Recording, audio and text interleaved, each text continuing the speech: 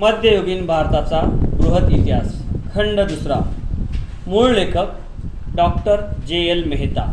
अनुवाद डॉक्टर व.तु. देशपांडे. वारसा.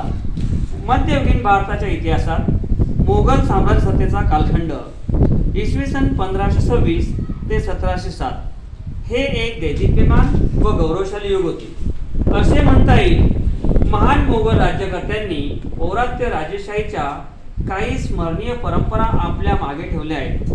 त्याचप्रमाणे मानवी जीवनाच्या प्रत्येक क्षेत्रात त्याचा संपन्न वारसा भारतीय जनतेसाठी ते ठेवून गेले. परकीय इस्लामी परंपरा आणि प्राचीन भारतीय संस्कृती यांचे सुयोग्य व निकोप एकत्रीकरण किंवा संयोग साध्य करण्यात त्यांनी महत्त्वाची भूमिका बजावली. अशा रीतीने दोन्ही संस्कृतींच्या संयोगातून एक संमिश्र अशी हिंदू मुस्लिम संस्कृती असा जिचा उल्लेख केला गेला ती समाज व्यवस्था त्यांनी निर्माण केली.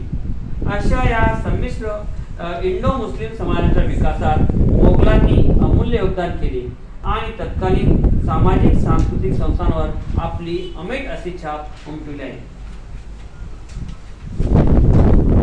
मध्ययुगीन भारतातील राजकीय इतिहासामध्ये मोगलांच्या भारतातील राजवटीच्या उण्यापुऱ्या 200 वर्षांच्या कालखंडाचा अभ्यास प्रस्तुत त्यातील मागील काही पानांमध्ये केला आहे. या अभ्यासाचे 3 वेगवेगळे टप्पे पडलेले आपणास दिसून येतात.